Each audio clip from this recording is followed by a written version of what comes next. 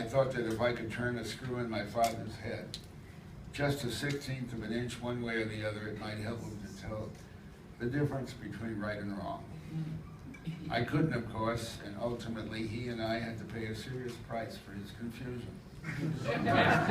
In late June of 1931, just out of 3rd grade, and a month away from turning 9, I was eagerly looking forward to my first experience at summer camp.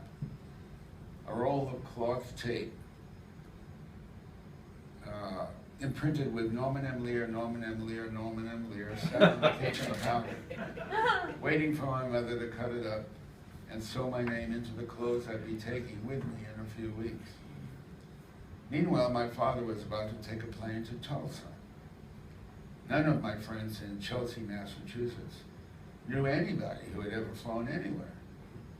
It had been only 4 years since Charles Lindbergh flew 33.5 hours in his single-engine Spirit of St. Louis to get from New York to Paris.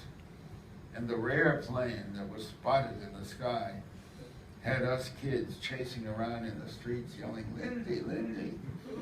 So Dad flying to Oklahoma was a big deal. He was traveling on some kind of business. Monkey business, said my mother. He sensed that the men he'd fallen in love with were not to be trusted. And for my upcoming birthday, he was going to bring me back a 10-gallon hat, just like the one worn by my favorite film cowboy, Ken Maynard. He was arrested upon his return on July 3rd for receiving and trying to sell some phony bonds to the Boston brokerage house E.A. Pearson Company. High on my list of vivid childhood memories is a photograph of my father on the front page of the next day's newspaper, coming down the steps of the courthouse with one hand holding his hat over his face and the other manacled to a detective. 5 weeks later, he was convicted and sentenced to 3 years in Deer Island Prison